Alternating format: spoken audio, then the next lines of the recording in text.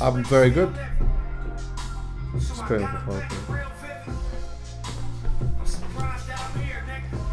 In fact, yeah, I am alright, but I'm not alright. Why? I'm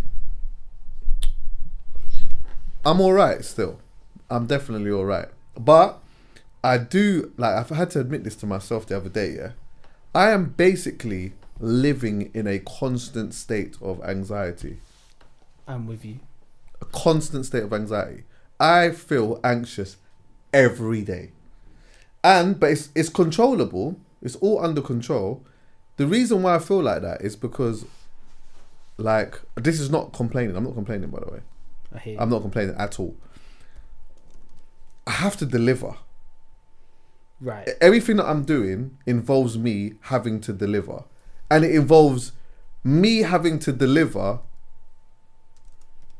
You know, like sometimes, like with some people, yeah, you have to deliver certain things, but like the things that you have to deliver might just be based upon a small team. So there might be a small team of people that's working together, maybe within a company or whatever, and you've just got to deliver within your bit, yeah? Now, that's not to lessen your anxiousness or having to deliver something, because ultimately, if you've got to deliver something to one person, you've got to deliver it to 1,000 people. It's like, it is what it is. But a lot of what I have to deliver is based upon other people's happiness. Well, determines people's happiness. So, for example, I have to come here, record the podcast or whatnot. The good thing is I just come in, I just be myself. But I'm still having to deliver.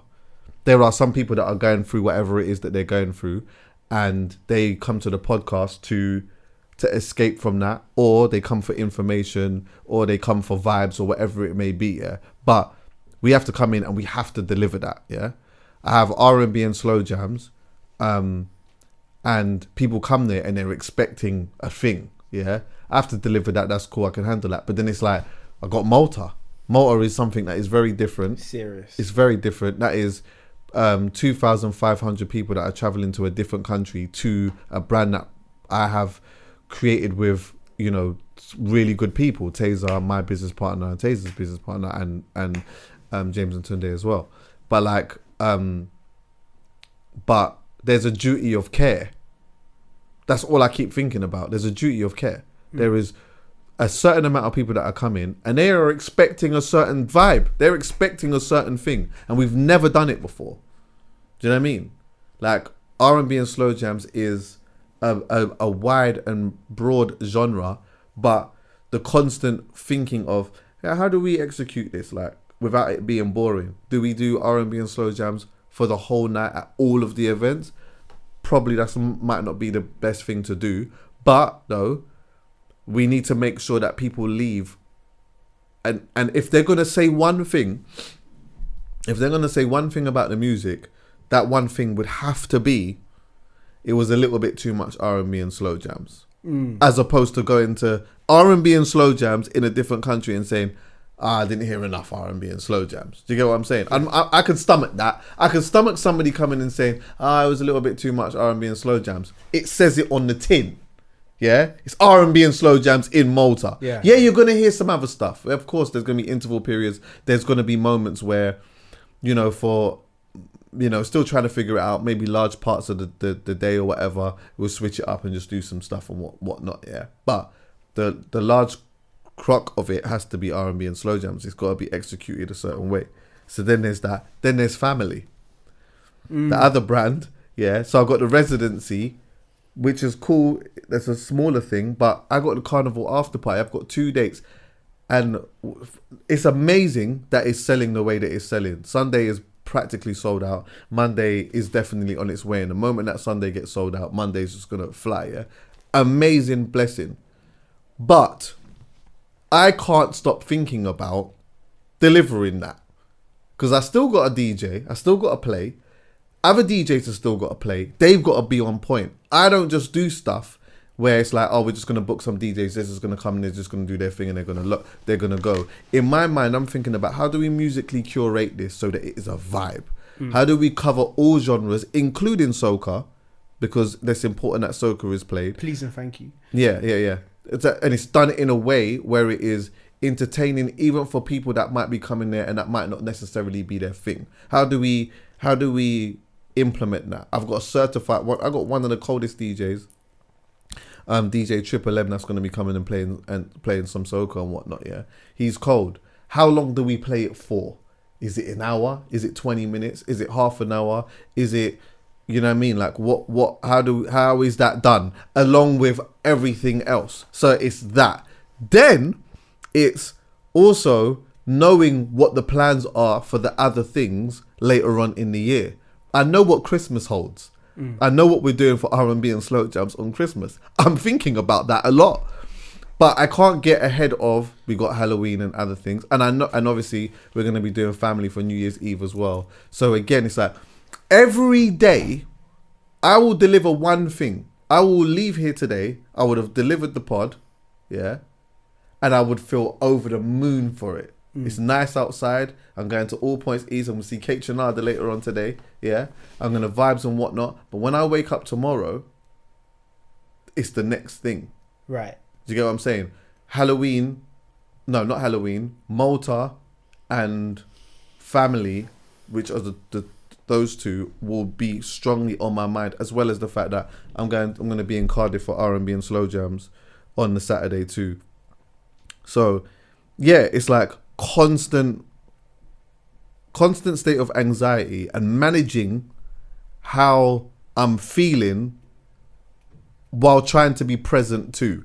Because I catch myself sometimes, bro. I'll be like in a vibe of something, and then all of a sudden, I hear a voice in my head. Remember, you got multi. You know? Yeah.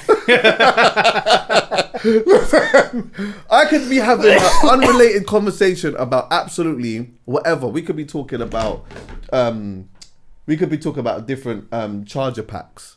What's the best ones, the sick one, the ones that work for you, shit, telling stories about it. And while in the middle of you telling a story about it, yeah, something might say, remember, you got multi, you know?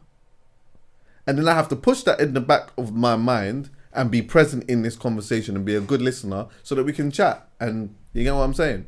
But sometimes my vibe can be up here and then all of a sudden it just comes back down there. But this back down here thing is ultimately, this is going to sound mad.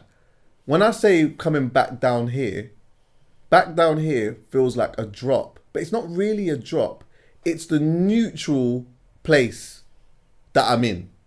Do you get what I'm saying? Right. So you know you have the neutral place, and then you might deliver something, and then you're up here a bit. Yeah. Do you get what I'm saying? But then you come down. It's not a drop. You're just at your neutral base of happiness. And then you might drop a little bit below because there's some other shit that's going on or whatever else, and life is beating you up and whatnot. And then when you lift it up and you're in your natural state, then you're nice. But then you might go up, and you get what I'm saying? So it's mad. The turbulence is crazy, but we give thanks for it. Do you get it? I get it. It's because you hold yourself accountable, bro. Yeah. And you care. And Yeah. because you care, it matters. So keep caring. Do you know what it is as well, bro? So I'm just still trying to park because I don't want to get a ticket. I actually forgot another thing. One extra.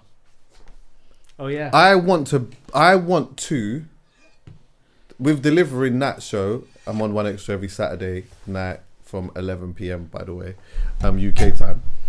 But one, I want to be the best. Also available on BBC Sounds. Yeah, also, yeah, BBC Sounds app, whatnot. Do your bit. You can subscribe as well, by the way. So every time I'm on and whatnot on the show, yeah, you know the vibe.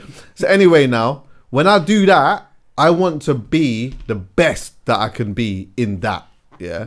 And then also make sure that I'm contributing well to the team that is already there and not falling short of it, yeah? But then, like a prime example, the reason why I even just remembered the One Extra thing, yeah, is like my brain works in a way where I hypo-fixate on certain things, yeah? So if I know that I've got to deliver something, a lot of the time I can't just say, all right, cool, yeah, tomorrow I just got to do that. In my head, it's like, tomorrow I got to do that. So now I'm thinking, how do I do it to this ability? Or how do I do it to the best that I can do it? So for example, I remember like I was talking to my boss at One Extra about this. Yeah, so like one thing he asked me. He was really excited about me doing something, and it was like it was going to a festival and it was going to have like numerous conversations with artists backstage. I was anti it, didn't want to do it. I didn't want to do it for a bunch of different reasons, which I'm not going to go into, but one was just that like I've been around enough artists to know that artists don't really like doing interviews like in that circumstance. They're at a festival, they want to just like, a lot of them are probably anxious already themselves that they've got to go and perform. They've got that on their mind. When they come off the stage, sometimes they're on a high, sometimes they might not be. There's certain things that are going on and they just don't really want to do an interview. I'm used to sitting and having conversations where they're like meaningful, long form conversations or whatnot, and like really having a conversation. Substantial. Yeah. So the idea of going backstage, running around, trying to get 5 minutes with this one and 5 minutes, it's not my thing. It's not really my brand. It's just not what I do, yeah. But he reassured me that it wasn't necessarily going to be like that, and he was telling me like why it would be good and whatever else, yeah. But then, so in the end, I agreed to do it because I just got in my own head a little bit. But again, I know I'm going to be speaking to potentially 6 artists, and I want to be prepared to speak to them, but I also don't want to have the same type generic conversation with them. So my planning process of how I would do a conversation anyway, even if it's just a long form, even if it's like whether it's short or long, I do a certain I go through a certain thing where I'm like preparation period. Right. So like I'm not going to go through all of that because I don't want people to... That's you get what sauce. I'm saying? That's the sauce, yeah. Yeah. But I'm going to go through that with every one of them, which is a long thing to do. But I can't not do it.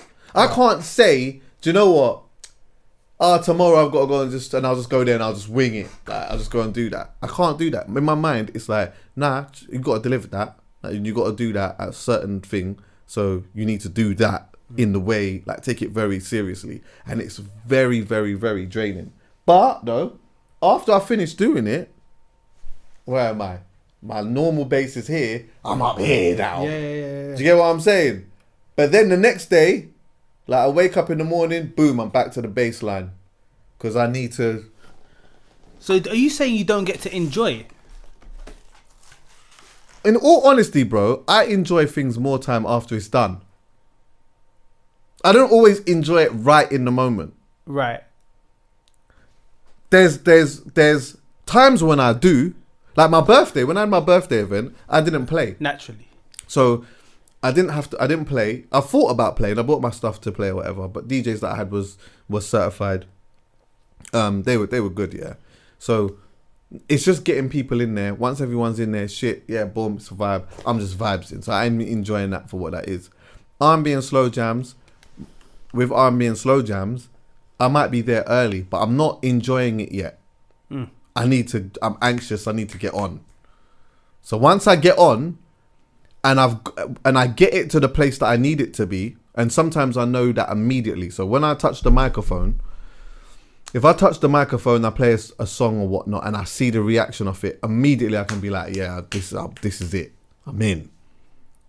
Few minutes into it, I'm just enjoying that. Yeah. And then once I'm done and finished, then I'm enjoying the last part of it and I'm just in that vibe, yeah.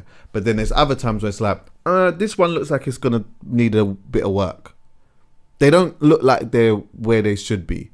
And that could be down to a few things. It could be down to the sound, it could be down to like the DJ before, it could be down to aircon. There's so many different things.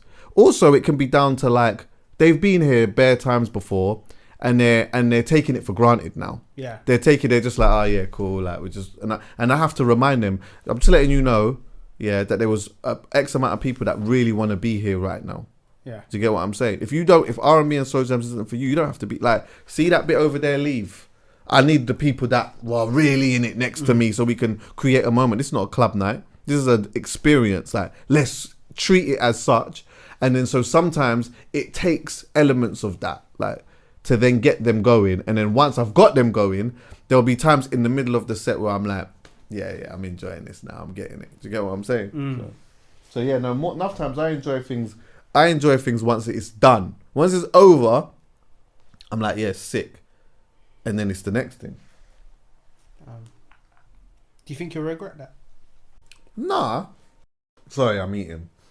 The things that I would regret is if I wasn't present to like... I'm going away for my friend's birthday. One of my best friends, yeah. We're going on holiday. Few of us. We haven't been away together for a long time. If I spent a part of that time preparing things and not being present, I know I would regret that. No matter how much of a good time I'm having, I know that I would be thinking, oh shit, at that time I was thinking about this, that. Like, I would regret that. But I wouldn't regret, like... Yeah, I wouldn't regret that. I'd have to be present then. But when it comes to the event side of things or whatnot, nah. Because ultimately, I do enjoy, and I'm mad grateful for all it. Because this ain't lasting forever. No. Do you get what I'm saying? Nothing lasts forever. I'm enjoying the time and the moment and whatnot. Right. I guess the most important part of it, of all, is that because nothing lasts forever, it's about being smart about the position that you're in when it is on an ascendancy. Do you get what I'm saying? Because one day this is all gonna stop, and I need to be comfortable, but I can't not enjoy all of that because I could just die. Do you get what I'm saying? Yeah, but I could just, and then what? So I just didn't enjoy it. Like, that's mad. And now I'm at the gates, like, rah, looking down at everyone, slightly jealous. Obviously, gassed at my gran and Peter and whatnot. Do you get what I'm saying? I'm gassed. I can see them through the thing and that. But I didn't. I'm looking down and I'm like, oh, shit, it would have been a bit more lit if I... But nah, I mean, ultimately, I'm enjoying it, bro. I'm enjoying shit still. It's just a bit different, that's all. Oh, yeah, the planting looks decent. You should have one. I'm good. What's this place called? Lorenzo's Kuisina. They actually have a shop in Portobello now. But I don't know if they do this. They might do like bao buns only in it. It's because it's called Bao's Kuisina. Bao's? Bao's, B-A-O. You know that bao buns, steamed buns? Yeah, them things. For the audio gang, yeah, when I came in, I was actually going to play some reggae music because I felt like you needed it in your soul. Me? No, I was just saying, like, to the crowd. audio gang. Yeah. But then you was playing Nipsey, and I was like, I can't stop Nipsey. True, it would have been his birthday as well. Did you watch the interview? With who? His brother. I did. I watched some of it, parts of it. Is it? What was your take? What was your take on it? Like I haven't watched enough to give a take, but okay. what I did watch was the bit of when he said that. I need you to talk from your chest a little bit, my G. Yeah, nah, just a bit when he said that the guy we spoke about when Nipsey was shot. Yeah. And he spoke about how the guy came first with no colours. Yeah. Have a look, and then he went back, got his colours on. So it's like premeditated, obviously. Yeah, he was saying because he was saying like that was the throw off because obviously in that hood it's blue. So he came with a red t-shirt, but at first when he came there he had no t-shirt. Or he had just a t-shirt, just a normal kind of t-shirt in it to not throw anything off. And then when he's come there, so he was saying that was the throw off. I was looking at it like that was the statement. But then I think that what his brother was saying is that it wasn't the statement. It's perceived to make it look like it was a statement. Exactly. Coming from somewhere else. But it wasn't coming from that. It wasn't coming from that other side. Yeah. Like it was deeper than that. I'll be honest with you, bro. I don't know nothing about that, really. Yeah. But what I will say is, though, I don't think that it was like some government conspiracy to kill Nipsey. I don't believe that, yeah? I don't believe that. But I do think that it is a little bit deeper than what we know anyway from the surface. I do believe that. But the reason why I don't believe, I mean, look, it's not to say that people don't get licked down and that through, you know, that are doing all kinds of espionage and all that kinds of shit like that. I definitely 100% hear it. Yeah. But I just think that like Nipsey was on the pathway to do some amazing things for his community, but I don't think it was enough to cause a significant uprising that was gonna overturn an elite. Can I give some input? Go on. I hear what you're saying. Because if that was the case, there's bare man that would have got licked down by now, bro. No. Listen, look. If that is the case, that was the case, sorry, I know you're going to say something. No, go. If that was the case, then Hcpod is due a good licking down. Right. So, my thing is, it's like, if it is true, if the conspiracy aspect is true, right, you've got to look at it from like the position of what he's doing now, what he's been able to do until now, and like your potential. Because it's like, you can't, I know this sounds crazy, innit? But like, they let down Martin Luther King and Malcolm X, right? And those guys had considerable followings, like considerable ways with words, I think is one of the most important things as well. The way they speak, the way they like articulate themselves is major, like major listening power. And so if the conspiracy aspect is to be looked at, bro, I'll be real, man, like it makes sense that it's Nipsey, because he's at this point all on his own. Not really. Like, there's no vested interest, no corporate interest. It's not controlled. It's not like respectfully, it's not like another person, like a Jay or a Ye or a Drake. You know what I'm saying? And same as Pac. Like he's got to this point by himself. Yeah, and the reality is he don't need nothing else. He ain't got better by himself though. That corporate interest is what I'm talking about. No, there was corporate interest with Pac though. With Pac? Yeah, man, there's a whole business. There's a whole business going on. But I like, are you talking about like from a government aspect, or are you talking about music industry? Less so industry, more so. Basically, bro, if somebody came to me and said, "These are the facts and what we believe regarding Nipsey," I'd give them both my ears to listen to, bro. Like, I wouldn't look at them like they're crazy. I'm not saying that I believe it. I'm just saying I don't believe it. I mean, look, I love Nipsey as much as the next person in it, and I think if Nipsey was able to live his whole life out, what people would have said about him would be talked about for decades and decades and decades and generations. Yeah. And even now you'll start to see that. I think it still will be the case because of the circumstances and the timing of his death and whatnot. But sometimes I do think that, like, I think when something like this happens, especially to somebody who is so certified, yeah, we as people do tend to try to find a thing, because it can't just be some street shit. It has to be something. It's almost like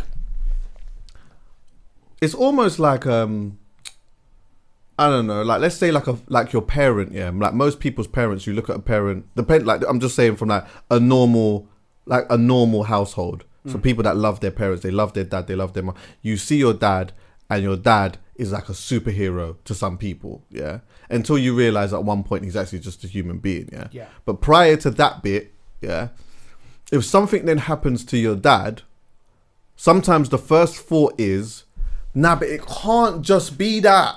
Right. You can't just like. There's just no way that it could just be that. It has to be some other shit has to be at play, because that's my superhero.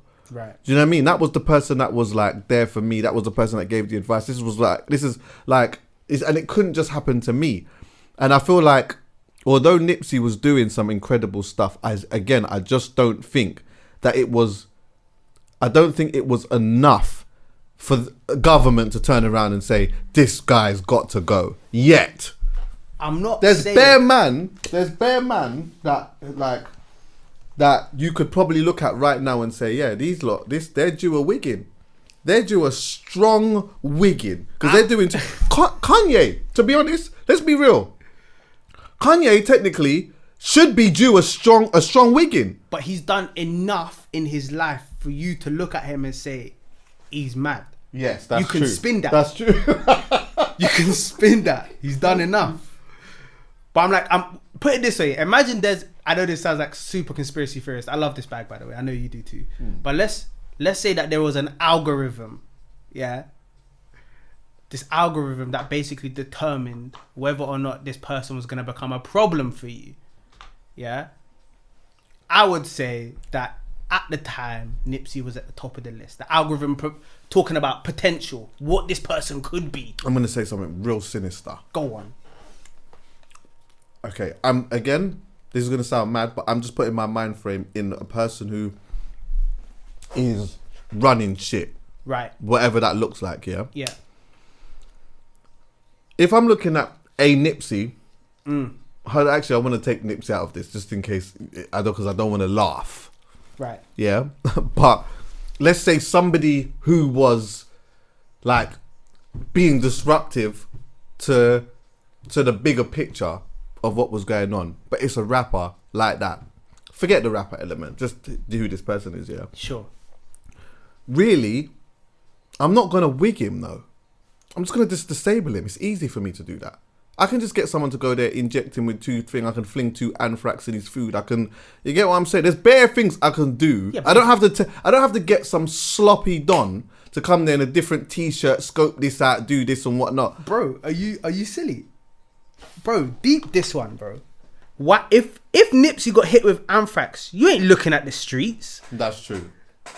I hear that. You've got to blame it on somebody. Like I said, I'm not saying that I'm pro conspiracy theory. It was an unfortunate event. Another brother killed another brother. That's like, it's deep, innit? We've lost somebody in it. But in the grand scheme of things, if you're being sinister, bro, you as everything you do has to aim away from you. It's called hidden in plain sight, innit? You're gonna get someone to do some shit to make it look like it is something that it's not. I hear it. And it's more obvious to get someone from the streets to do something than it is to fling anthrax in his food. I hear it. But even then, I'll be honest with you, bro, I don't see it as that. I love and respect Nipsey. No, I don't see it either. But I just don't see it as that. And yeah, man. It's just a sad, unfortunate thing. I feel like as a fan, I was massively robbed of not just music, but guidance. 100%. I was robbed of that. And that from, I've never met the guy before, but that hurts, innit? And also, I think like, one of the people that I always desired to have a conversation with was Nipsey. 100. Do you know what I mean? So yeah. But, you know what the positive spin is that there's like a catalogue of music that I'm forever going back to all of the time. 100. Yeah. And it feels just as fresh as it did when it came out. So yeah. By the way, as you can tell, Poet's not here. He's got some things he needs to deal with at the moment. Love to Poe. He'll be here next week likely. Dan is probably somewhere in the country doing some boxing shit. Oh, where is he? I think he's at home. What do you mean he's at home? Why didn't he message in the group? He messaged. He said that the room's free. He might not be at home. He might be busy. Nah, he would have pulled up. Yeah, but I did not want to come here and not say or do something because, do you know what I mean? Like, I have to do something. Do you know what I mean? And there was no guest, couldn't reach out to anyone because all of this shit just happened like in a very, very last moment. However, I'm gonna be here for a tiny bit. I'm gonna go through a few things, and then next week we'll be back at it. And I've got a couple of guests coming as well. First things first. I didn't know that Vince McMahon was that fuckery. Bro, I couldn't believe what I saw the other day. Did you read the stuff? Nah, I watched the doc on YouTube and I said, yo, this Don is dark. Bro, so dark. And bro, the dark bit is also an innuendo because... Yeah, it's crazy. Do you know what the maddest thing is, yeah? Let me tell you what the maddest thing is. So Vince McMahon is, what was he? The CEO of WWE. Yeah. And do you know what is mad about that? Let me tell you what is mad about that. So I used to watch wrestling when I was a youth. Yeah. Yeah. Then I stopped watching wrestling. It wasn't my bag after a while. It just stopped becoming my bag or whatnot. Yeah. But I always respected it and whatnot. And then I saw him. You know, I didn't know until in recent times that he was the CEO. I just thought he was a wrestler.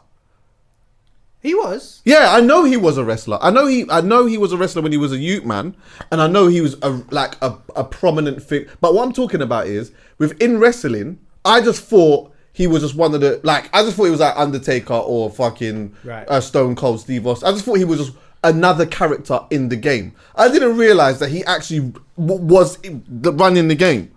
But the things this Don was carrying on with is mental because. So, for those who don't know, his dad was a CEO of a wrestling confederation thing, yeah?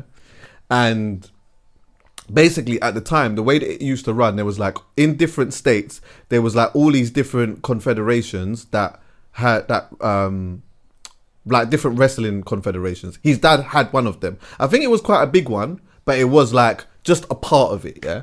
Anyway, his dad didn't want him to be a wrestler. His dad didn't want him to take over the business or be a wrestler, I don't think. But in the end, just before his dad died, like he did wrestle a little bit, but just before his dad died, he ended up taking over the business. And then, to be fair, the way that he expanded WWE, it was WWF at one point, yeah? Yeah.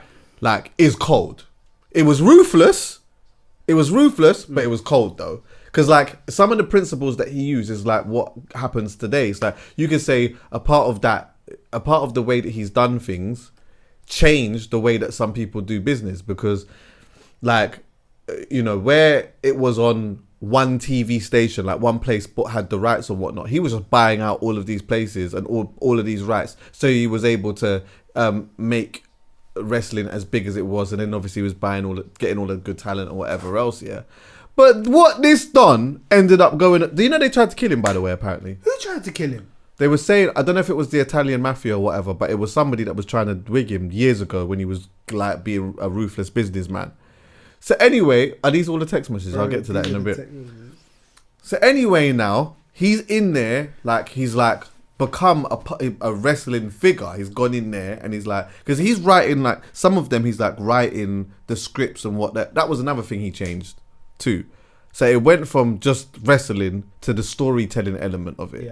Yeah. And I think that's when I started watching wrestling, where elements of the story became a thing. It wasn't so much as big as it is now, but it was lightly, you know, this one didn't get on with that person, whatever else and whatnot, yeah. But then like now you've got all these big flipping storylines and shit, whatever going on in there, yeah. So he's coming up with some of these concepts and that. Hey, some of the concepts are absolutely outrageous. You know, there was one of them, yeah, where I don't know which wrestler it was. She died. It was like, obviously she didn't really die. She's in the coffin, and one of the wrestlers goes to the coffin and he's talking about, like, I've always wanted you.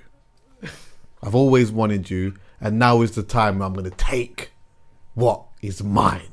And he goes into the... Like, he takes... Obviously, you don't see him doing it. But he takes off his pants now and he goes in the coffin and he's doing a thing. And, like, that was a thing. And no one wasn't saying nothing about that. It's so mad how you think where civilization was at a certain point where you just kind of let certain things slide, yeah?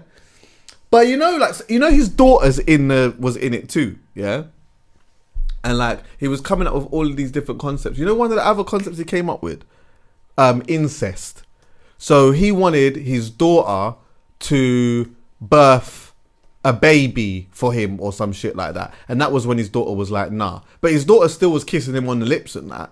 Bruv, it stinks. It stinks. He stinks. It stinks. Was it this one? Triple H? Yes, Triple H. Yeah, Triple H. Oh my God. Yeah, look at it. Oh my God. I don't Bro, think he goes there's into the even video coffin, of bro. this. Huh? I wouldn't want to see the video, but I don't think there is even video of this. There is. There is. You feel kind of stiff.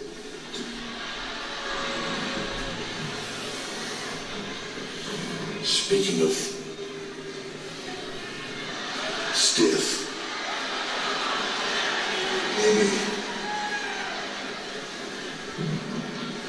Maybe I should do what I've always wanted to do. You want me to? Nah. By the way, pause that. So for the audio listeners, basically, there's a coffin. I don't even know what her name is. She's in the coffin anyway. And then Triple H is standing over the coffin. He's just taken his top off. He's got his mask on. He's got his jeans on. Yeah, the triceps is tricepping to pieces. Yep. Yeah. And play. He just pulled out her bra. Did he just pull off her bra? Pulled off her bra. Yes, it certainly does. Yeah, he's holding her waist now. And her legs. And he's... Nah, see, that's mad, bruv. Bruv, that's mad. Yeah, absolutely bonkers. That's crazy. All the best. So, you had all of that. He's obviously trying to do the incest thing with his daughter and whatnot. Yeah. And then... he's chopping somebody's gal as well. He's doing that. But he's got a whole court case at the moment. Is this what this is about, by the way? These are the text messages that got leaked when he went to... So when he was like indicted. So this is basically what made him, like, from my understanding, quit or like resign as CEO. Like, some of these messages are absolutely... Do you know what he did? I think to this same woman. Bonkers. Oh no. Do you know what he did?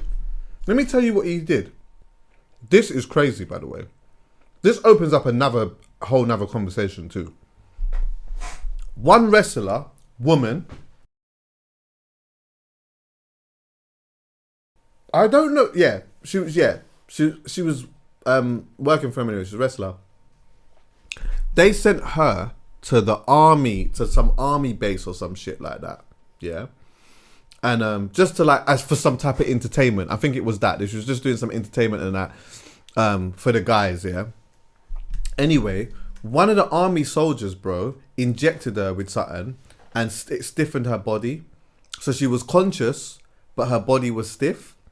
And one of the soldiers arred her, yeah, while a guard was holding, a female guard was like, just sort of like, you know, not... She was just looking out, basically, yeah? So, obviously, you can imagine how... is that who that is, yeah? What's her name? Her name is... Is that Ashley?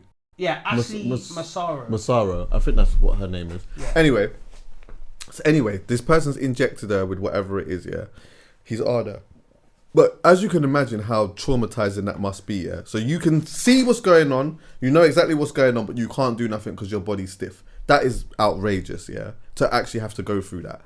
Anyway, she's confiding in someone about what's happened or whatnot. Then the news has got to Vince McMahon now. He's then called her in, spoke to her, apologized to her, sorry or whatnot. But he's telling her, listen, don't say nothing because we don't want how did he put it? Something about like one rotten egg is doing to like ultimately a good cause. Do you know what I mean? Didn't want to disrupt the relationship between WWE and the army, yeah? And then later on, she ended up doing obviously, you know what I'm saying? Unaliving. Which is like, that's so sad, yeah? Because it's one thing. I mean, for anyone in any situation like that, it's tough, innit? Because you feel helpless anyway. Yeah. You know, sometimes some people are in those situations and they might kick and scream or whatnot, but they're just being held down. Or sometimes some people just freeze and they just don't know. They just are they're in a compromising situation and they just don't know how to get out of that. But to be injected when you can't even move, and for somebody to do that to you, and then to not really have any support from that is mental. And then it makes me think, yeah. It makes me think, rah, like, if that happened to her, like, I don't know if we really want to know what's going on in war. You know that? Like what some of these soldiers are actually doing. Now, albeit it might be a small percentage of them, yeah?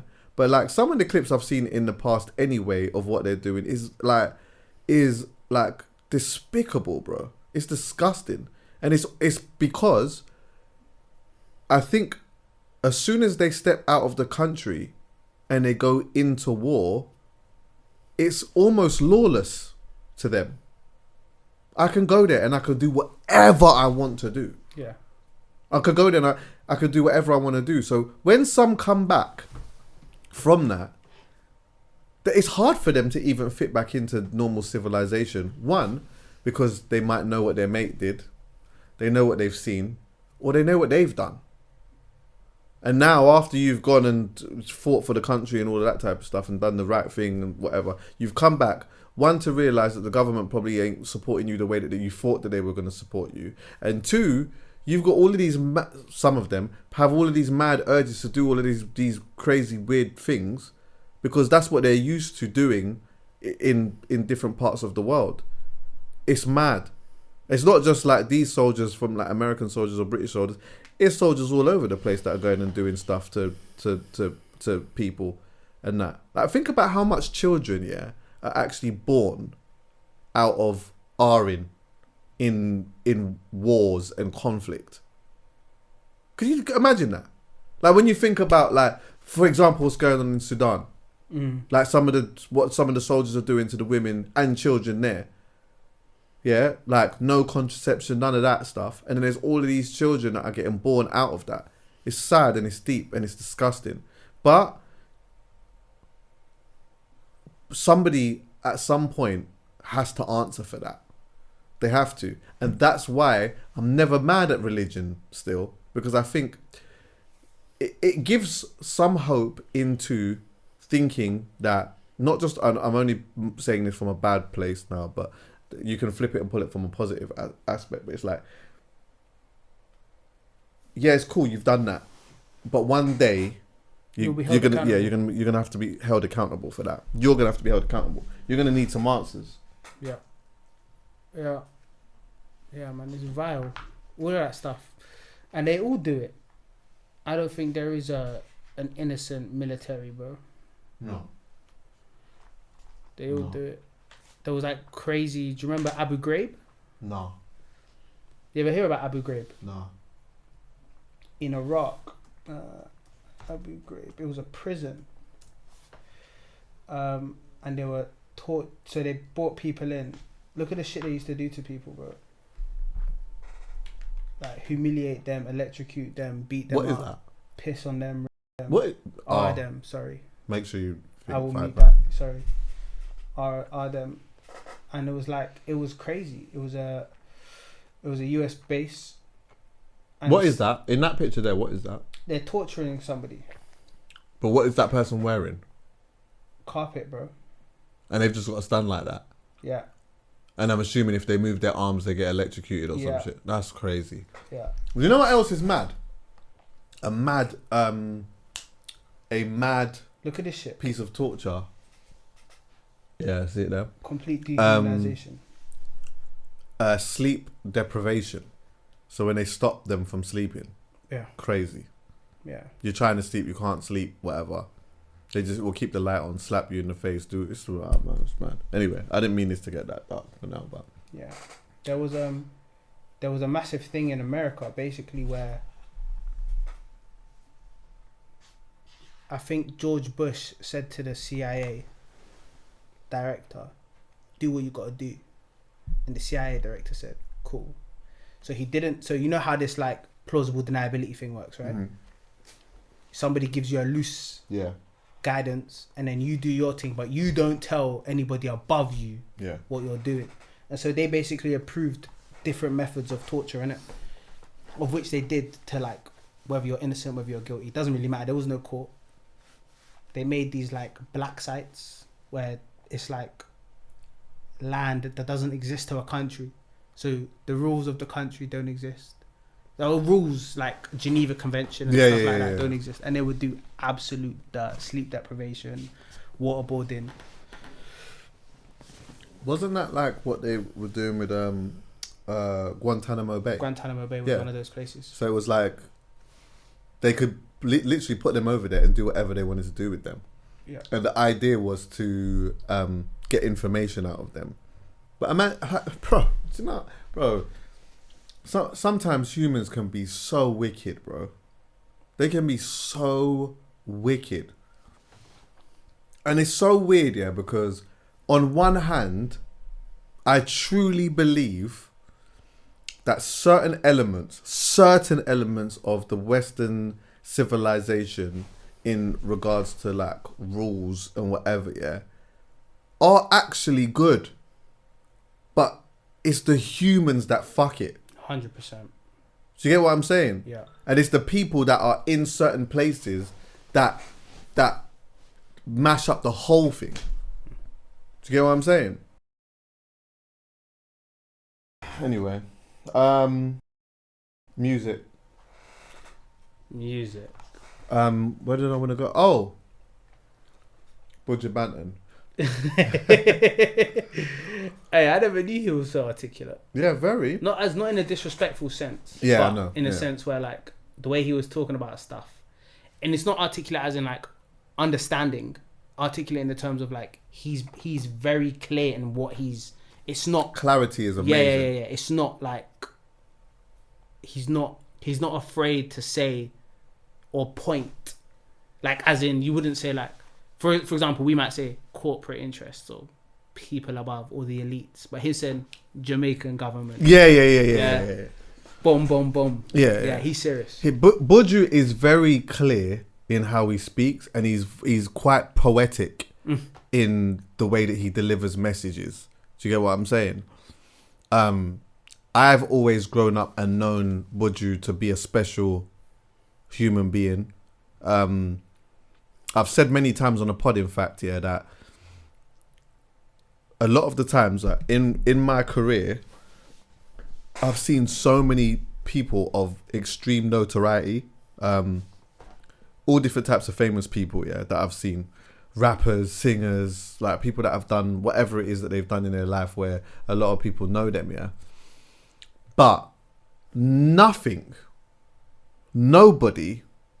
none of them have ever made me anywhere near starstruck than when I see like somebody like BUJU, somebody like Hcpod, somebody like Sizzler, like these people that like come from Jamaica, that stand on these strong principles and whatever. Not things that I don't always agree with, but it's just who they are, like who they've built themselves to be. And I guess a lot of that has got to do with the fact that like where I'm from too, I grew up to reggae music in particular. So like growing up, I just listened to BUJU so much. And I remember one time at Carnival, fitting because Carnival's coming up, but years ago, I was at Rampage and I'm standing there vibing with my friends and whatnot, and I see this tall brother, big locks, long locks, yeah, and he's got a motorbike helmet on, yeah, well, it's resting on his head, and he's like with two other people, yeah, and he's walking through the crowd, and like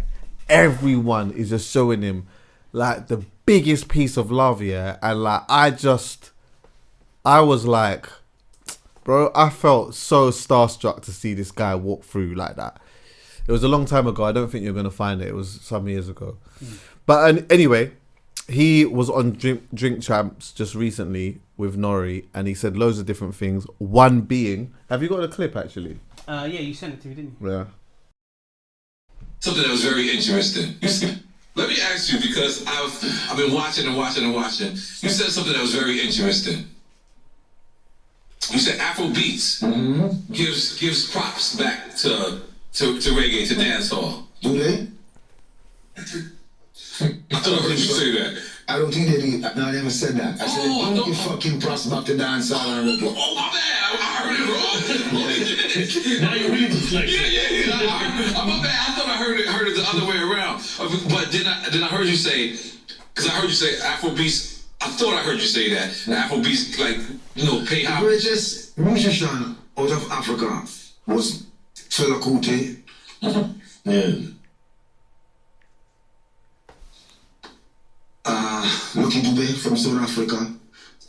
We had Salif Keita. We have Musu Ndour. We have Baba Mal. Now, one wanted to go beyond the pale of what those brothers was doing. I went to Africa in 1991 and I spent like 3 weeks constantly at the universities, baobab trees, in Kenya, educating people from Ghana, all over the continent about reggae music. Keep it loud. I was happy when they came to their senses to realize that music is the bridge that's going to connect us. But what I was disappointed in, they didn't try to connect with Jamaica the roots. They connect with everyone else except us. And you're talking about Afrobeats? Yes. Okay, continue. Sorry. So they connect with everyone else except us. But when we look at what they're doing, their music is not free in Africa. It's fuckery. I didn't know what to say. We need to free Africa. If I am all the way in Jamaica and my country and my people fight for free your continent with world sound and power, and you have the ability now, and all you're singing is fuckery. You don't sing a song to free Africa all now. But you need them bringing this to the forefront of your mind, but we desire more from them. You want the money? Go get it. But what's going to be said about you later on? And your posterity. You didn't make any impact. So, reggae music still stands predominant. It is still the king's music. Yes. Okay, I need you to, before I say anything here, can you go onto YouTube, put in Burna Boy and Zane Lowe? What do you think it is? Why do you think it's harder for the people that know you best to love you the most? Because they don't know you best. You just thought they did. You know what I mean? And that was where you made a mistake. You know what I mean? When you realize that, when you start going around the world and you start seeing that, oh, there's actually motherfuckers that know me a lot better than the people that share the same experience in life. Not even experience, because half of them, 90% of them have almost no real life experiences that they can understand, which is why you hear most of Nigerian music, or I'll say African music, I don't even know what to say, Afrobeats, that's what people call it. It's mostly about nothing. Literally nothing. There's no substance to it, like nobody's talking about anything, it's just a great time. It's an amazing time. You know what I mean? But at the end of the day, life is not an amazing time. Do you know what I mean? No matter how nice you want of a time you're having now, or you had at some point, or you plan to have, you're still going to face life. Yeah, and if I'm lying. Exactly. So it's like, for me, I feel like music should be that. Music should be the essence of the artist. You understand? The artist is a person. Like, me speaking for myself, the artist is a person who has good days, bad days, great days, and worse days. You can stop it. You know what I mean? And for me... So, the reason why I played that part, because I remember when he said that like he was saying like Afrobeats, he doesn't like the term Afrobeats at all. He hates it, yeah. And quite a few of them do, which is a conversation for another day. But he was like sort of just making a point that he feels like it is essentially about nothing, yeah. Now, the root of what he was saying, in which I can understand why some people felt a little bit of a way, is that the foundation of that part of the point he was making started from him saying they have no life experience, and that's not true. Yeah, of course they have life experiences. He goes on to later on say that, because he's essentially saying that you've got good days, you've got bad days, you've got the with artistry, it should be within the essence of that, within your life experience or whatever it may be. Yeah, but ultimately right now he's feeling as though the music is just about having a great time, but life isn't always about having a great time. Now, going to what BUJU's saying, because they're almost saying the same thing, here's where I definitely disagree with BUJU, yeah? BUJU says it's fuckery. He says the music is fuckery. The music isn't fuckery, because the music is about having a good... When I go to listen to Afrobeats, a lot of the time it makes me feel good. It makes me want to dance. It makes me want to... like being in a certain type of environment or whatnot, and the music isn't low vibrational. But ultimately, the point that BUJU is making and what Burna is making, a Jamaican and a Nigerian, yeah, is that the substance within the music, they feel, isn't particularly there. One thing that I noticed it, and of course there, like I don't have I'm not educated enough to deep dive into Afrobeats music. I'm not. I'll be the first to tell you that. I could deep dive into reggae music. I can't with Afrobeats. I just assumed that it was always there and it just wasn't being pushed to me, or the people around me just wasn't listening to it or whatnot. But I always thought that there must be still, and I used to always ask people this, like, what, like, you see when you go to like your old school things and whatnot, like what is your version of like Garnet Silk? You get what I'm saying? Like, what is your like what is your version of like of Beres Hammond or like or Buju or whatever? Like, doesn't have to be necessarily the sound of the music, but just more the contents of what it is that they're doing. Anyway, Buju's making the point that, I wanted to say this. I noticed that a lot of people are misunderstanding the difference between dancehall and reggae music. I see people say, well, skin out your pom-pom's got substance then, innit? Hey, dancehall reggae is different. Yeah, it's very different. But within reggae music, yeah, especially like from history all the way to today, there are so many points of like freedom type music that is there to like make you feel like like things are shit and low, or this thing's happening politically or whatever it may be, and like, but this is gonna be okay.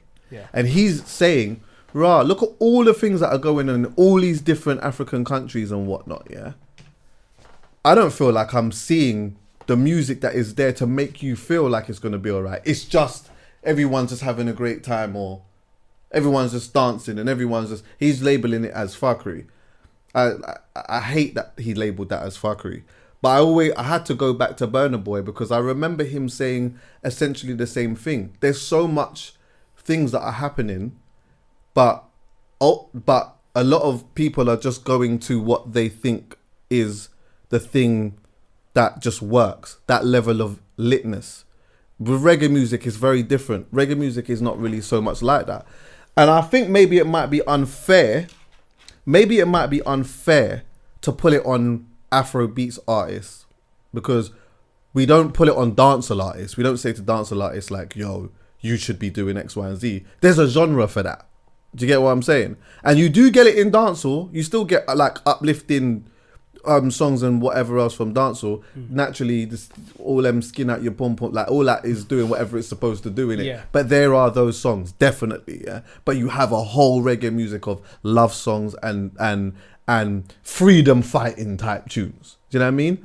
And maybe the bigger question more so is maybe there's a section of people within African countries that would benefit spiritually from that aspect of it. But somebody might come out and tell me there's millions of it and millions of people are vibes into it, and there are artists that are making great careers out of it or whatever else. I personally don't see it, but I don't necessarily go to Afrobeats for that though. I go to Afrobeats for a certain type of vibe, and maybe even when I look at myself, I'm like, maybe I go to that vibe, that Afrobeats for that certain type of vibe, because that's the only thing that I felt that was ever on offer. Right. Do you get what I'm saying? If I felt like I saw something else on offer, I might lean a little bit more to that. You already know the style of rap that I lean to. Yeah. Do you know what I mean?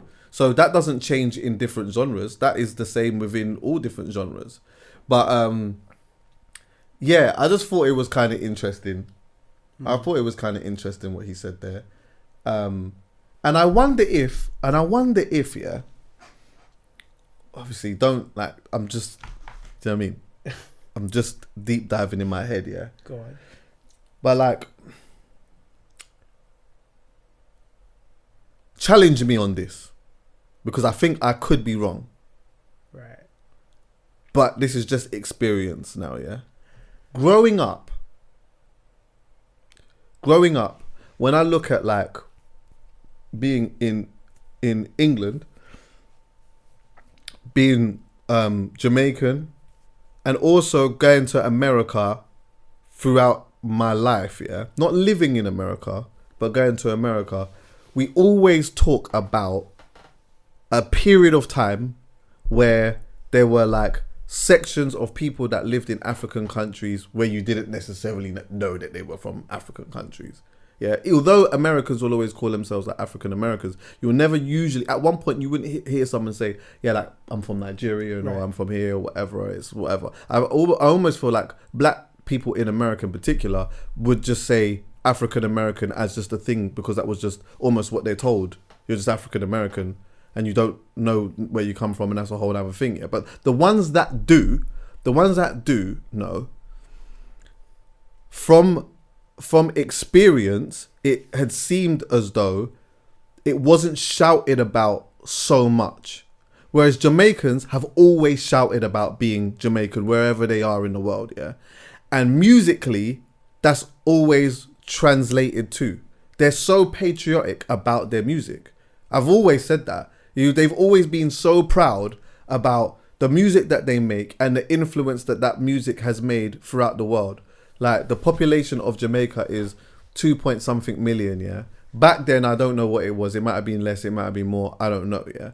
But the music that they were making was so influential all around the world. They're shouting from that. And there was never a time for me personally where, like, any of them looked to maybe the Americas or, like, England or whatever it was as, like, this is what success looks like, yeah, as in stature. Do you get what I mean? It's not the pinnacle. Like, they wouldn't, yeah, they like for example, Bounty Killer wasn't looking at Jay-Z saying, yeah, I want to like be like Jay-Z and I want to wear this like Jay and whatever. Do you get what I'm saying? Like, he was like, yeah, you're Jay, I'm Bounty Killer in Jamaica and this is where I'm from and this is what I'm on. Yeah. It was always that. And so you tie that to the music, it was always like that. Now, from my experience, at one point, going back to what I was saying about like some people from African countries or whatnot, it if I'm being honest, it looked as though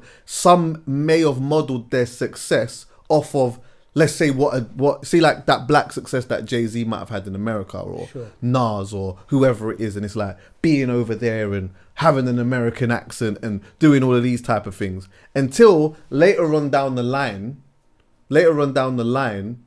something changed.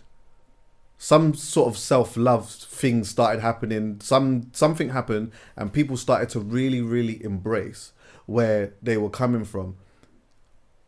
And I say all of that to say, if for generations, yeah, people might have looked to the American dream as what that success looked like, and you're making music, you could be modeling subconsciously elements off of that based upon the success that you're trying to have, yeah, as opposed to looking at, hold on a minute, this is where I'm from,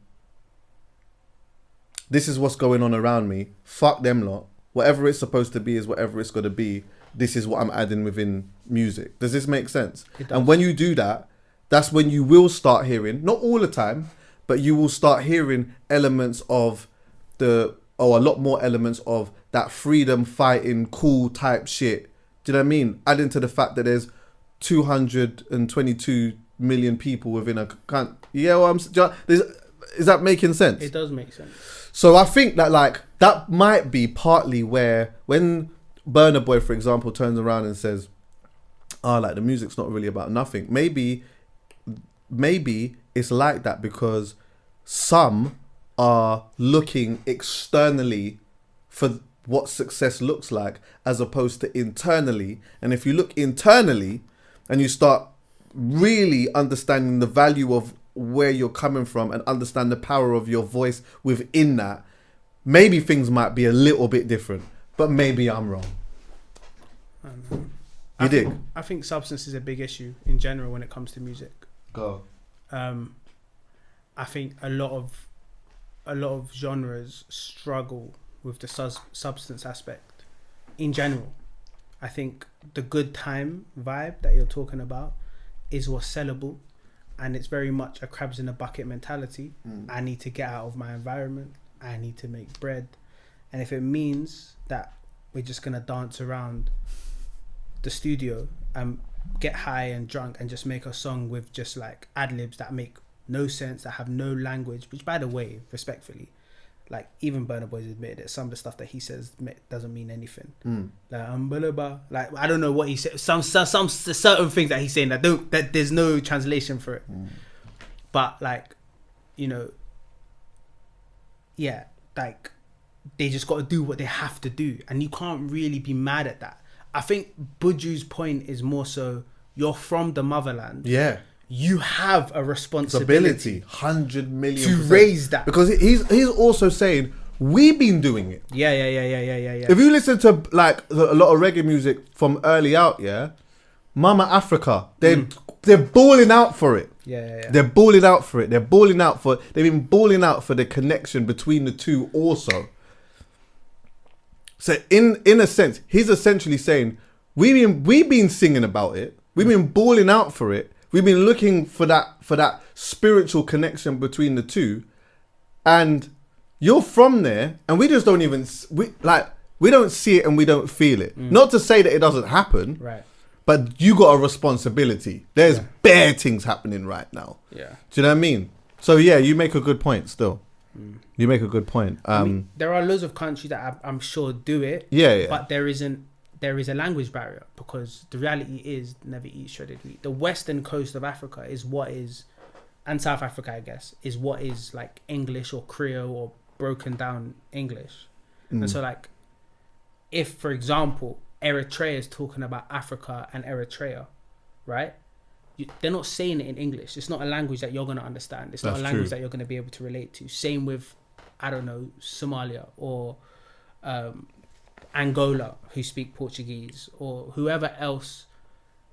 If they're speaking their own thing and they're speaking about Africa, I've heard like Libyan or Algerian songs that speak, like I've heard the translations. And I don't think he's because what I don't want to do is make it seem like he's saying that nobody's doing it. I think he's pointing out a genre of music that comes from a certain place from his understanding. Sure. And saying, yeah, I'm seeing what's going on, but I'm not seeing what's going on. Yeah. Do you get me? Yeah. It's not substantial enough. Yeah.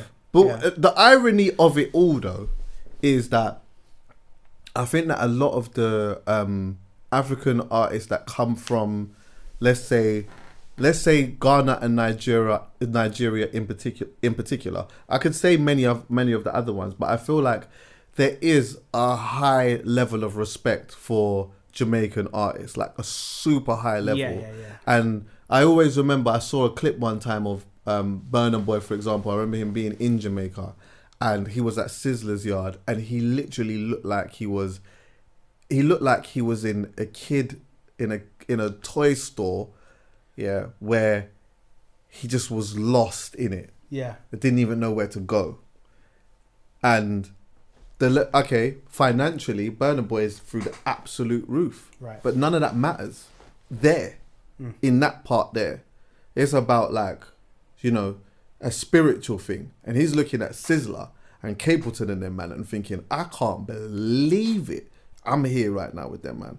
He's gone to Stone Love on Wednesday. And all he wants to do is chill and be amongst it and whatnot. And I'm sure that like there are so many other artists like that would love to be in the presence of them, man, and show that level of respect and be in amongst it and show a level of gratitude, because I do believe that they do hold them, man, like that.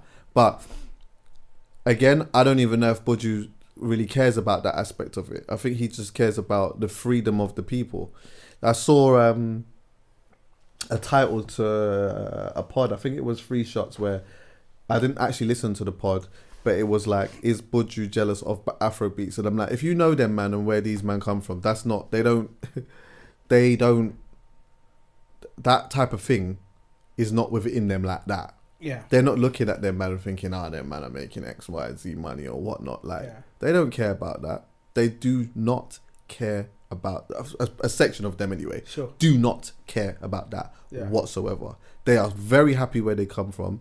Some of them make enough. They are happy with their resource, and they are seen as gods from where they come from. Right. So they don't want or need for nothing. But you know, they have a certain principle and a certain way of life, and a certain understanding of life that they believe is the righteous way, and they believe that Africa is the motherland and it should be preserved a certain way, the people should be looked after a certain way, and there should be an uplifting in all different aspects, including the music, if not even more so the music. So yeah, man.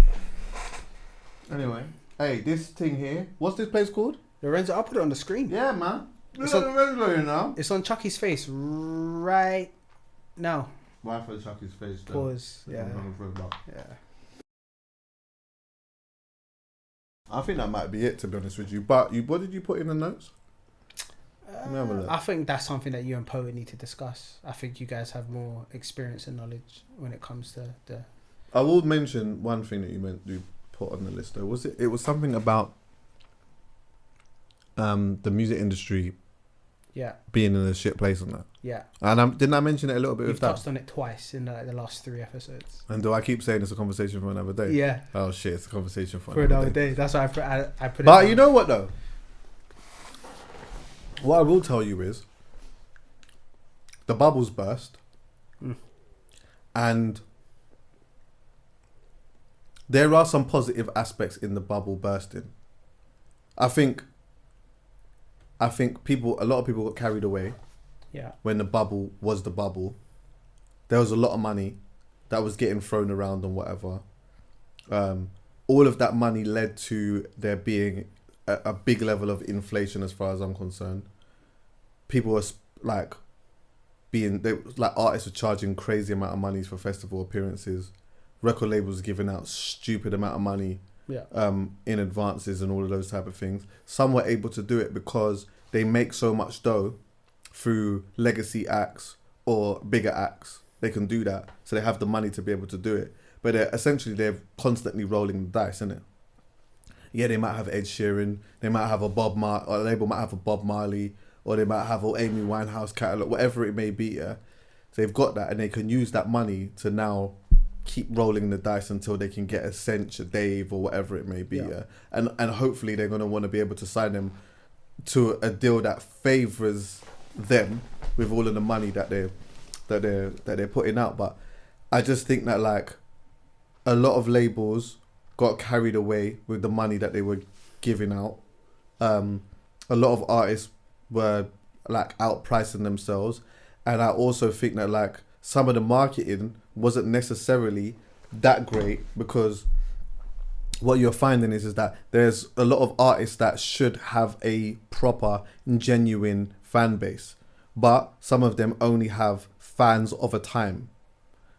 And to explain that again, fans of a time. So if you're 18 years old, let's say you're 18, or you could be younger, you go to college or you go to school or you go uni, whatever, there's just this vibe that's happening right now. There's like a bunch of different artists. You like it. It's what you're hearing in uni and whatnot. Then when you leave uni, college, school, whatever, and you get a little bit older, you're just off that now. You're not really on them. Like, you're not on that wave anymore. But though, if you're fans of an artist, you grow with that artist. Sure. Dave is a good example. Dave has a fan base of people that like, he'll keep coming back outside. People will still keep following him, and they will just grow with him, and he will be able to speak to those people and expand on those every period of time. Yeah.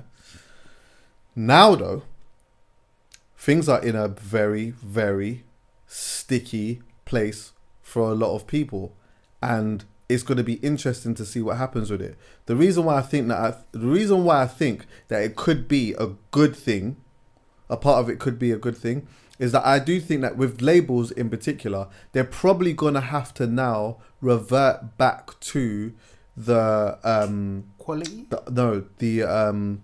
The artist development stage. Oh yes. They're gonna have to. They're gonna be forced to do that now. Yeah.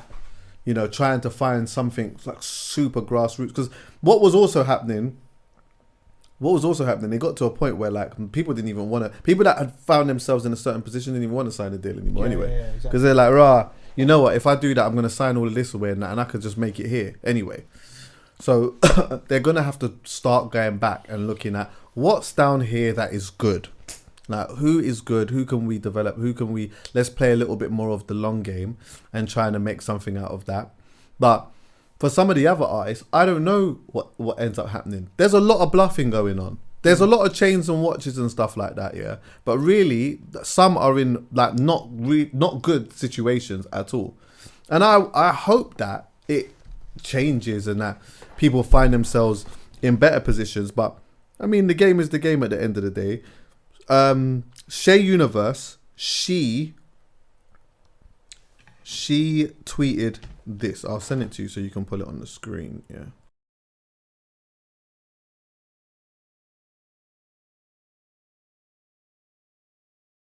She said, because this is another thing that a lot of people don't talk about. Currently doing budgeting for my October tour and I'm gobsmacked. Between the band engineers, BGVs, rehearsals, a movement coach, set design, hairstylist, designer, stylist, photographer, videographer, DJ, support acts, tour manager, everyone's travel, flights, bro. She said, that's not even everything to budget for. I want to make this tour extra epic, whatever. But she essentially says that like being an indie artist sometimes feels unsustainable because there's so much to pay for. There's so much to pay for. And this is why I haven't always been mad at labels. When you're rolling the dice, yeah, on an artist, and you give a big amount of dough to an artist or whatnot, yeah, enough times they're having to front the costs for all of this. And then essentially they're saying, I need to make that back. Then when we get a profit, I need to get a bit of that back so I can get some of the advance. And then now we can start flexing a little piece. But sometimes people forget, like when you're going on tour, they just think, oh, you're just going on tour. Yo, this is costly. If you're Beyonce or you're like a flipping one of those big, like it's different. But when you're an indie or even when you're at a label, understand that this stuff costs a lot of dough. Sims cancelled her America tour. She cancelled it because of that. She didn't want to just go there and just do the DJ thing, which she could have. I mean, in hindsight, maybe she should have done that. I shouldn't say she should have done that, but maybe it would have cost a pretty penny. It would have cost a pretty penny to do that. But you know what? You give your fans something, you can build upon it. If you execute a show a certain way, deliver it a certain way, maybe more people come out, and then the next time you can go and start doing added elements of it. But I also understand that like she's creative. She's like a certain type of artist. She doesn't want to do that. She wants to deliver something special, even if it's just one time in one state. Do you know what I mean? But that shit costs dough. And if you can't do it, you know what? Sometimes it's better to just take a little step back, figure out how am I gonna get some of this money to do this and come back again. But right now, it's mad. Shows are not selling as much as they have done before. Festivals have been in a bad place. Wireless was in Wireless did not do good this year. Wireless did bad this year.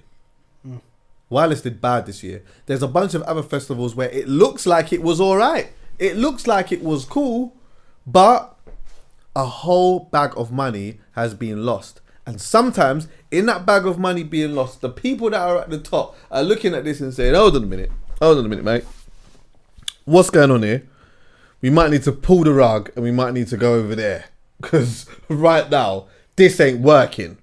Who's that guy with the fucking guitar? Let's go over there. Yeah. He's got something going on. That looks good. Do a who? Let's go. Yeah, exactly. Yeah. So, you know, like, yeah, it's interesting. It's interesting. It is a really, really interesting time. And I know that there's a lot of artists that just don't even really know what to do. A lot of them just don't know what to do. Some of them are scared to death. Some of them are scared by the numbers too. You know, people are like putting out albums and whatnot, projects and whatnot. They're not selling much and they're just giving up. That's bad. Like, this emphasis on just this first week sales thing anyway is a shit way of how are you gonna be an artist, yeah, and be like a mad creative. You're gonna go in there, pour your heart and soul into something or whatnot, and then I understand that it is disheartening. The first week it didn't, but you still got a whole year, and you still got until the next one. Yeah, you still got until the next one. obviously I understand that, like, you don't always want to throw money at you don't want to keep beating a dead horse. I hear it, innit? But it's your art, though. Hundo. It's your art, man. Honourable shout out to JME, by the way. JME's got a new shoe with No Two Ways code. Absolute sensational scenes from them. So big them up. I saw your post. It was great. Yeah. Great shoe. Great shoe. Yeah, 6 shoe. And talking of the Adenugas, if anybody's interested in this particular topic, I think Julie Adenuga's episode that you had was really insightful when it came to like the experience provided by artists. Yeah. And how that is, because that's dwindling, that could be the reason why stuff isn't going the way it's supposed to be going. They got to find different ways of, like, artists are now having to find different ways of creating good experiences and making people want to follow them and be around them and listen to their music. And also, do you know what as well? Yeah, really and truly, like Joe Budden and them lot do talk about it quite a bit, but I think that like artists do probably need to find ways to just go back to the direct to consumer thing. 100%. They need to do that. Like go 100%. And find different places to go and put your music out. This streaming thing is probably not fair. Yeah. It's probably not fair, and you're gonna get drowned out in a bunch of things. Find a different way. Yeah. Also, what I was gonna say is, what the fuck was I gonna say? Oh, that's what I was gonna say. You see, if you like an artist, if you like an artist, you genuinely fuck with this artist, especially someone that is on like up and coming and that, I think you should buy the music. Mm-hmm. Like buy the music, even though you've probably got a Mac or a laptop or something, and I know that you don't listen to music like that in that form. Buy it anyway. The artist makes more money from that than they do in a stream. Yeah. Buy it and then go back and then stream it. Like do that. Also, never ask for guest list. If you know the artist, and they're on an up and coming thing or whatnot, don't ask for guest list. Like, what you're doing is, I just said how expensive it is to do a show. It's mad expensive to do a show. There's venue costs, there's all types of costs, It is hard to make money through doing shows. It's really difficult. And also, that money that they're making, they can use to reinvest into something else. Like, pay for the ticket. If you're going to do anything, if you know the artist, if you know the artist well enough to do that, pay for the ticket and just ask them for a queue jump. That's what I do. I hate artists and whatever, and I'd be like, yo, I'm pulling up or whatnot. I bought a ticket. Is it alright if I can just slide through though? Like, don't really want to, on a little bougie one, I don't really want to, can I do that? Yeah. And then that's cool. But I bought the ticket though. Yeah. Buy whatever it is that they're doing, the merch, whatever it is, buy it. It goes a long way. It goes a long way. It goes a long way. And then that way, you can be more disheartened when you don't see the artist.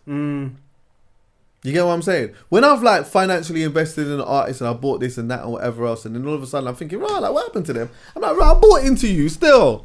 But if you don't buy into them, you can't turn around and say, where are they? What did you do? What did you do? You didn't do nothing. Agreed. You didn't help them. You did not help them. Yeah. Like that, it's difficult. So, Alright, anyway, that's enough talking for today. Any howlers? Tommy Fury. Now, do you know what? I'm not even going to do that. Let me tell you something, You see with Tommy Fury in this situation with him and Molly and what did he do? Cheat? I don't know. See, this is the thing. That's why I don't like it. This is why I don't like it. Hear why I don't like it. Tommy and Molly are split up, Molly has put her thing on the Insta stories with the black background with the white text, talking about, sorry, they've broken up, boom, boom, boom, boom, boom, didn't realise it was going to be like this, blah, blah, blah. And immediately, Tommy cheated. Yeah. Immediately. And now hear what I'm saying. He might have done, but I hate that. The general consensus straight away was that he cheated. And nobody didn't think for a moment that maybe like she was the problem or she was an issue or it went straight to him. Now, he might have done it though. Yeah. He might have done it. But we don't know that he's done that. Yeah. We don't know. Apparently he did though. Apparently, he's been out there chopping bear gal and whatever else and what not. Yeah, I don't really know. He had what enough that is. hours in a day then. Yeah, well, do you know what is different? I don't want to make this difficult, but it's like I think what makes it harder sometimes, especially after a woman's had a child, yeah, is that when your body changes, you're going through a pregnancy, your body's changing, you probably don't feel that attractive anymore. No, and sometimes pregnant women look lit. I've seen a couple of pregnant women that if that was my woman, how can you still get stuck in? Excuse me? Yeah, can you still like? Yeah. I think up to like 6 months, maybe even to the end. I've heard about people up to the end. Yeah, and also sometimes not like like sometimes when a woman's pregnant and that, yeah, their lips get a little bigger, the natural ones. So then obviously if the lips are a little bigger and a little bit softer and it's time to get a little, you know what I'm saying, a little navel, then that's good. That's a benefit, isn't it? So the young little benefit, but either way, she don't feel great because she don't look great in her mind. And then you pick that time to go and, you know what I mean? Yeah, it's bad. But he might not have done that though.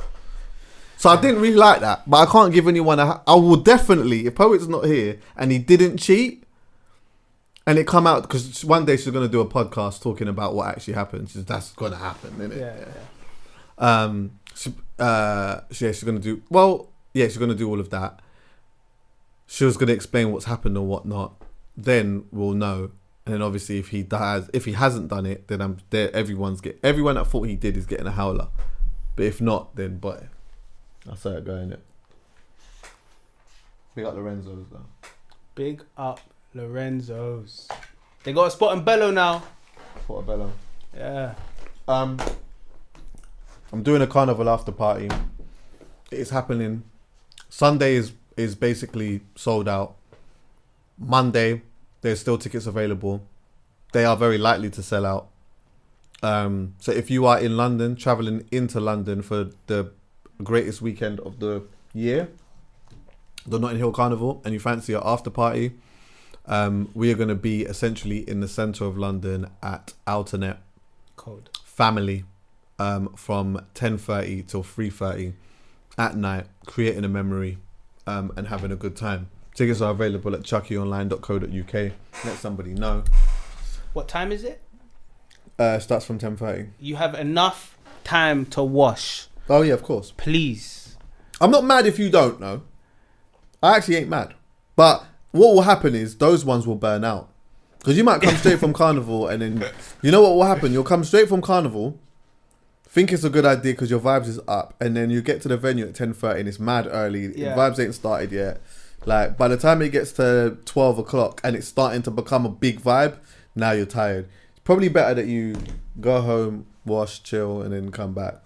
I predict that there'll be like a percentage of people that will burn out. They'll buy a ticket and they will they'll go Carnival and then they won't make it. But that's why I think maybe we might need to just oversell it a little bit. I'm taking that. But I'm taking it out. Alright, listen, I've got to go. I actually genuinely got to go. It's 3:30. Yeah, me, I got a train to catch me. Alright, listen, thanks for listening everyone, yeah? Love. Back to regular scheduled programming next week, I hope. And hopefully you enjoyed that still. Love.